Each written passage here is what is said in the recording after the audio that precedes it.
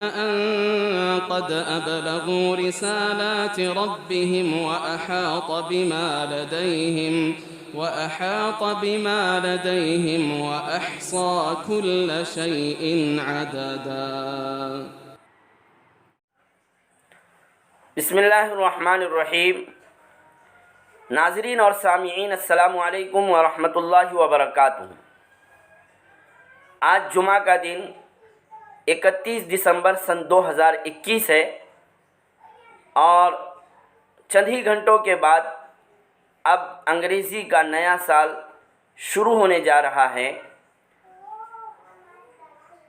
اس کی مناسبت سے منبر و محراب فاؤنڈیشن کا تیار کردہ ایک مضمون جس کا عنوان ہے سال نو کا آغاز جشن کا نہیں جائزے کا وقت ہے، یہ مضمون مجھے میرے برادر نسبتی مفتی محمد اظہر اشاعتی رحمانی نے ارسال کیا اور مجھ سے فرمائش کی کہ الابلاغ چینل پر اسے صوتی انداز میں پیش کر دیا جائے، نشر کر دیا جائے۔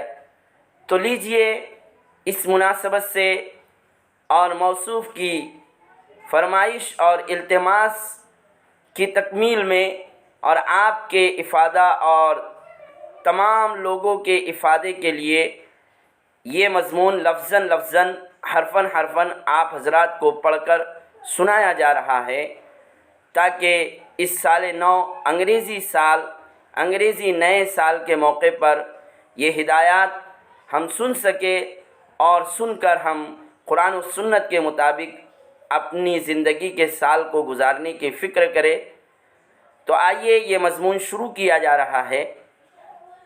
الحمدللہ رب العالمین والصلاة والسلام علی سید الانبیاء والمرسلین محمد وآلہ وصحبہ اجمعین، اما بعد فقد قال اللہ تعالی فی کلامہ المجید اعوذ باللہ من الشیطان الرجیم بسم اللہ الرحمن الرحیم یا ایہا الذین آمنوا اتقوا اللہ ولتنظر نفس ما قدمت لغد واتقوا اللہ ان اللہ خبیر بما تعملون ولا تكونوا كالذين نسوا الله فأنساهم أنفسهم أولئك هم الفاسقون۔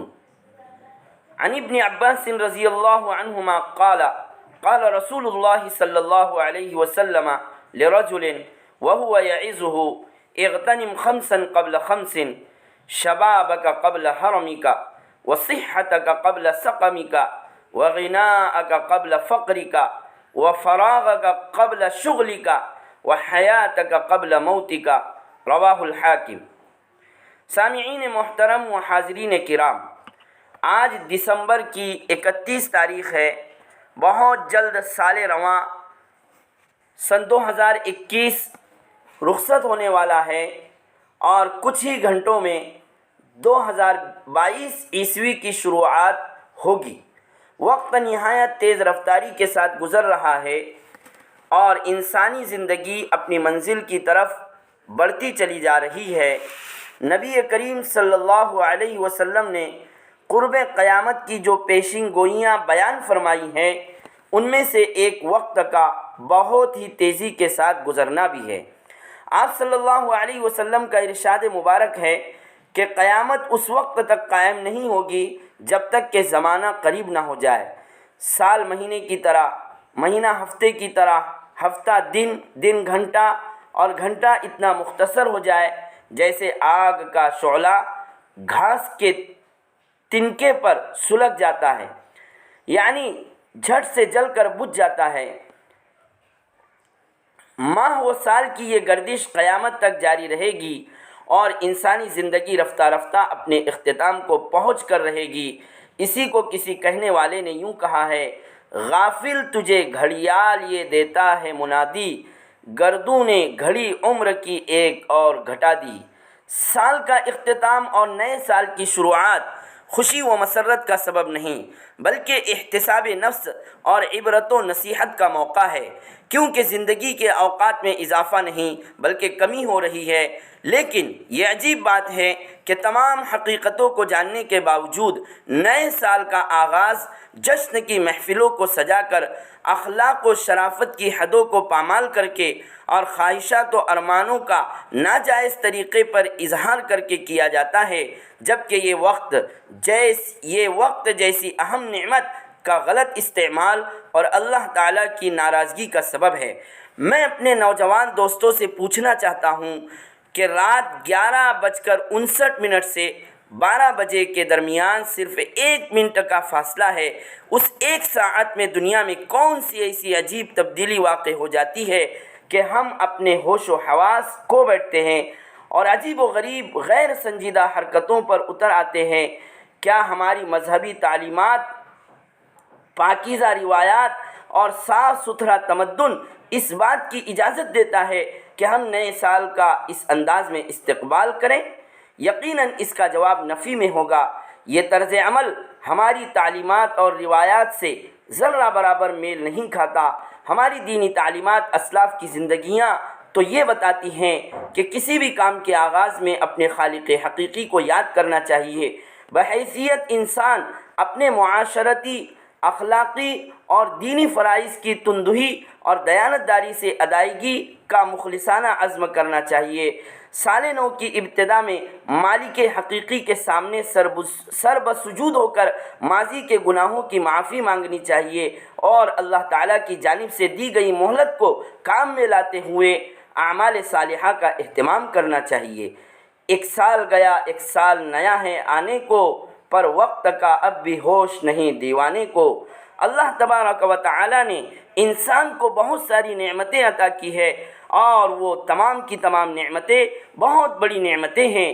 سب کی قدر کرنا ضروری ہے اور شریعت مطہرہ میں قدر کرنے کی تاکید بھی آئی ہے، لیکن بعض نعمتیں عظیم الشان ہوتی ہے، ان کی طرف توجہ دینے کی زیادہ ضرورت ہے، اس لیے کہ لوگوں کو ان نعمتوں کا قیمتی ہونا معلوم نہیں، اور اگر کسی کو تھوڑا بہت معلوم بھی ہے تو ان کی اس طرف توجہ نہیں ہے، اور اگر توجہ ہے بھی تو پوری نہیں ہے۔ ان عظیم الشان نعمتوں میں سے ایک وقت کی نعمت بھی ہے، جس کی اللہ تبارک و تعالیٰ نے سورۃ العصر میں قسم کھائی ہے۔ اللہ پاک نے فرمایا والعصر ان الانسان لفی خسر، اور قسم ہے زمانے کی، بلا شبہ انسان خسارے میں ہے، سوائے ان کے جو ایمان لائے اور نیک عمل کیے اور ایک دوسرے کو نیکی کی نصیحت کرتے رہے اور ایک دوسرے کو صبر رکھنے کی تلقین کرتے رہے۔ اللہ تعالیٰ نے زمانے کے عظیم الشان ہونے کی وجہ سے اس کی قسم کھائی ہے۔ دنیا میں آنے کے بعد اللہ تعالیٰ نے ہر انسان کو زمانے اور وقت کی نعمت عطا فرمائی ہے۔ اب یہ نعمت یعنی وقت اور عمر ہر ایک کی الگ الگ ہے، کسی کی کم، کسی کی زیادہ، اور کسی کی بہت کم اور کسی کی بہت زیادہ۔ بہرحال دنیا میں جو بھی آیا ہے وہ وقت کی نعمت ضرور لے کر آیا ہے، اور کامیاب شخص وہی ہے جو اس نعمت کو صحیح طریقے سے استعمال کرے۔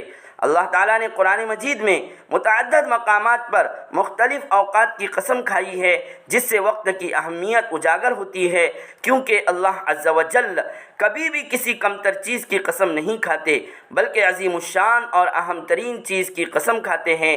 اللہ تعالیٰ نے سورۃ الفجر میں وقت فجر اور عشرہ ذو الحجہ کی قسم کھائی ہے، والفجر ولیال عشر والشفع والوتر واللیل اذا یسر۔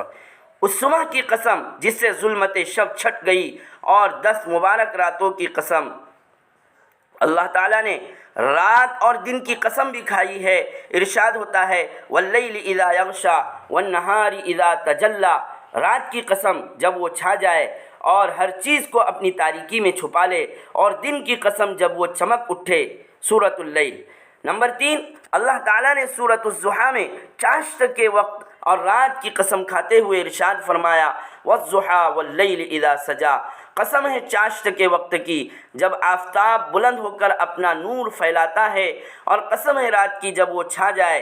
نمبر 4، اللہ تعالیٰ نے سورۃ العصر میں زمانے کی قسم کھاتے ہوئے ارشاد فرمایا والعصر ان الانسان لفی خسر، الا الذین آمنوا وعملوا الصالحات وتواصوا بالحق وتواصوا بالصبر۔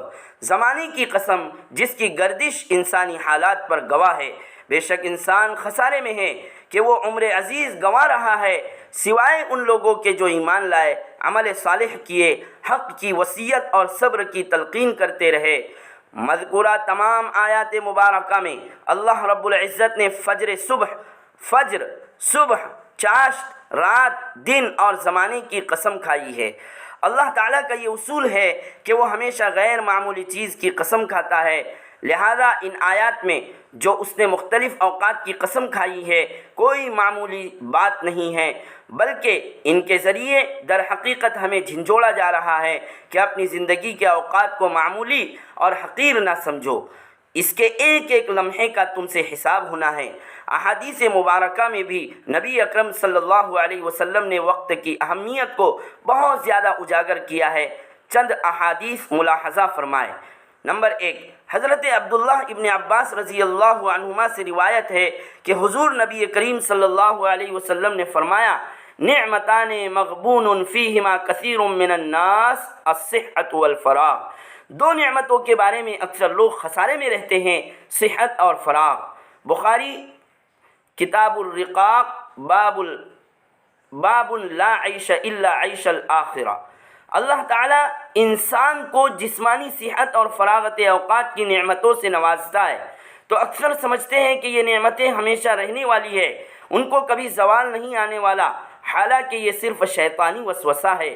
جو رب کائنات ان عظیم نعمتوں سے نوازنے والا ہے وہ ان کو کسی وقت بھی چھین سکتا ہے، لہذا انسان کو ان عظیم نعمتوں کی قدر کرتے ہوئے انہیں بہتر استعمال میں لانا چاہیے۔ نمبر 2، حضرت ابو برزہ اسلمی رضی اللہ عنہ سے روایت ہے کہ حضور نبی کریم صلی اللہ علیہ وسلم نے فرمایا، لا تزول قدم عبد یوم القیامت حتى يسأل عن عمره فيما أفناه وعن علمه فيما فعل وعن ماله من أين اكتسبه وفيما أنفقه وعن جسمه فيما أبلاه۔ قیامت کے دن بندہ اس وقت تک اللہ کی بارگاہ میں کھڑا رہے گا جب تک اس سے 4 چیزوں کے بارے میں پوچھ نہ لیا جائے گا۔ نمبر 1، اس نے اپنی زندگی کیسے گزاری۔ نمبر 2، اس نے اپنے علم پر کتنا عمل کیا۔ نمبر 3، اس نے مال کہاں سے کمایا اور کیسے خرچ کیا۔ نمبر 4، اس نے اپنا جسم کس کام میں کھپائے رکھا۔ ترمذی کتاب الصحبۃ القیامہ والرقائق باب ما جاء ہی ان الحساب والقصاص۔ کیا ہم یوم قیامت اللہ رب العزت کے حضور اپنی زندگی، علم، مال اور جسم کے بارے میں سوالات کے جواب دینے کو تیار ہیں؟ کیا ہم اللہ عز و جل کی طرف سے عطا کردہ ان نعمتوں کا حق ادا کر رہے ہیں؟ ان سوالوں کے جواب کے لیے ہم میں سے ہر ایک کو اپنے احوال حیات کا جائزہ لینا ہوگا اور پھر نیکی کی طرف آنا ہوگا۔ اسی صورت میں ہم قیامت کے روز اللہ پاک کے سامنے شرمندہ ہونے سے بچ سکیں گے۔ نمبر 3، حضرت انس ابن مالک رضی اللہ عنہ سے روایت ہے کہ حضور نبی اکرم صلی اللہ علیہ وسلم نے فرمایا، اگر قیامت قائم ہو جائے اور تم میں سے کسی کے ہاتھ میں کھجور کا چھوٹا سا پودا ہو تو اگر وہ اس بات کی استطاعت رکھتا ہو کہ وہ حساب کے لیے کھڑا ہونے سے پہلے اسے لگا لے گا تو اسے ضرور لگانا چاہیے۔ اندازہ کیجئے کہ حضور نبی اکرم صلی اللہ علیہ وسلم اپنے متبعین کو کس قدر وقت کی اہمیت اور اعمال صالحہ کا احساس دلا رہے ہیں کہ اگر قیامت قائم ہو جائے اور کوئی اس نفسا نفسی کے عالم میں بھی ذرہ بھر نیکی کرنے کی استطاعت رکھتا ہو تو اس میں بھی غفلت کا مظاہرہ نہ کرے بلکہ فوراً نیکی کر ڈالے۔ نمبر 4، حضرت معقل بن یسار رضی اللہ عنہ سے روایت ہے کہ حضور نبی اکرم صلی اللہ علیہ وسلم نے فرمایا، اولاد آدم پر ہر نیا آنے والا دن اسے مخاطب ہو کر کہتا ہے، اے ابن آدم، میں نئی مخلوق ہوں، میں کل یوم قیامت میں تمہارے عمل کی گواہی دوں گا، پس تم مجھ میں عمل خیر کرنا کہ میں کل تمہارے حق میں اسی کی گواہی دوں۔ اگر میں گزر گیا تو پھر تم مجھے کبھی بھی دیکھ نہیں سکو گے، آپ صلی اللہ علیہ وسلم نے فرمایا اسی طرح کے کلمات رات بھی دہراتی ہے۔ اتنے واضح فرامین جاننے کے بعد بھی اگر کوئی مسلمان غفلت کا مظاہرہ کرے اور اپنے دن اور رات کو کھیل کود، فضول گپ شپ، کھانے پینے، ہوٹلنگ، سیر و سیاحت، گھومنے پھرنے اور سونے میں گزار دے تو اس پر سوائے حسرت کے اور کچھ نہیں کیا جا سکتا۔ کسی صاحب حکمت کا بڑا خوبصورت قول ہے، رات اور دن تجھ پر عمل کر رہے ہیں، تو بھی ان میں عمل کر۔ نمبر 5، حضرت عبداللہ ابن عباس رضی اللہ عنہما سے روایت ہے کہ حضور نبی اکرم صلی اللہ علیہ وسلم نے کسی شخص کو نصیحت کرتے ہوئے فرمایا، 5 چیزوں کو 5 چیزوں سے پہلے غنیمت سمجھو، بڑھاپے سے پہلے جوانی کو، بیماری سے پہلے صحت کو، محتاجی سے پہلے تونگری کو، مصروفیت سے پہلے فراغت کو، اور موت سے پہلے زندگی کو۔ حاکم المستدرک۔ حدیث مبارکہ میں زندگی کے 4 احوال جوانی، صحت، غنا اور فراغت کی طرف خصوصی اشارہ کرنے کے بعد ساری زندگی کو موت کے مقابل رکھ دیا گیا ہے۔ جس طرح جوانی کے بعد بڑھاپے کا سامنا کرنا پڑتا ہے، صحت کے ساتھ بیماری سے واسطہ پڑتا ہے، امیری کے ساتھ فقیری لاحق ہوتی ہے، اور فراغت کے ساتھ مصروفیت بھی گھیرتی ہے، اسی طرح انسان کو دنیاوی حیات کے بعد موت کا بھی سامنا کرنا ہے۔ اب یہ انسان کے اپنے اختیار میں ہے کہ وہ اپنی زندگی میں جوانی، صحت، مالداری اور فراغت کے تمام اوقات کو کس طرح بسر کرتا ہے۔ زندگی کے یہ تمام لمحات انسان کے آنے والے احوال پر گہرے اثرات مرتب کرتے ہیں۔ جوانی، صحت، غنا، فراغت اور ساری زندگی اگر ہم مثبت سرگرمیوں اور خیر کے کاموں میں صرف کریں گے تو لازمی بات ہے کہ ہماری دنیا و عقبہ بہتر ہوں گی، لیکن اگر ہم نے ان گراں قدر اوقات کی قدر نہ کی تو یقیناً پھر ہمیں ہی اس کے نتائج کا سامنا بھی کرنا پڑے گا۔ اس لیے اللہ رب العزت نے مومنوں کو تنبیہ کرتے ہوئے فرمایا، یا ایھا الذین آمنوا اتقوا اللہ ولتنظر نفس ما قدمت لغد واتقوا اللہ ان اللہ خبیر بما تعملون ولا تکونوا کالذین نسوا اللہ فانساهم انفسهم اولئک هم الفاسقون۔ اے ایمان والو، تم اللہ سے ڈرتے رہو اور ہر شخص کو دیکھتے رہنا چاہیے کہ اس نے کل قیامت کے لیے آگے کیا بھیجا ہے، اور تم اللہ سے ڈرتے رہو، بے شک اللہ ان کاموں سے باخبر ہے جو تم کرتے ہو، اور ان لوگوں کی طرح نہ ہو جاؤ جو اللہ کو بھلا بیٹھے، پھر اللہ نے ان کی جانوں کو ہی ان سے بھلا دیا، وہی لوگ نافرمان ہیں۔ یہاں یہ بات بھی عرض کرتا چلوں کہ وقت کے استعمال کی 3 صورتیں ہیں۔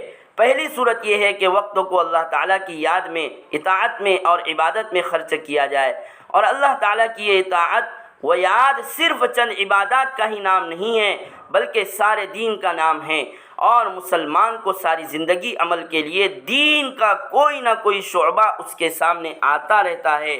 لہذا ان زندگی کے کسی بھی موڑ پر دین کا کوئی بھی شعبہ یا دین کا کوئی بھی حکم عمل کرنے کے لیے سامنے آ جائے تو اس پر عمل کرنا، یہ اپنے وقت کو عبادت و اطاعت میں گزارنا اور اپنے وقت کو قیمتی بنانا ہے۔ مثال کے طور پر کبھی تبلیغ کا حکم ہے، کبھی مجاہدے کا حکم ہے، کبھی اصلاح لینے کا حکم ہے، کبھی نماز جنازہ پڑھنے کا حکم ہے، کبھی اچھے اخلاق سے پیش آنے کا حکم ہے، اسی طرح والدین کی خدمت اور نماز پڑھنے کا حکم ہے۔ یہاں اس مضمون کو اتنا ہی پیش کیا جاتا ہے، اور یہاں پر ہم اس کو موقوف رکھتے ہیں آئندہ جمعہ کے لیے یا آئندہ ایام کے لیے، انشاءاللہ تعالی ہم اسے بھی پیش کریں گے۔ سبحان اللہ و بحمدہ، سبحانک اللہم و بحمدک، ونشہد ان لا الہ الا انت، نستغفرک و نتوب الیک۔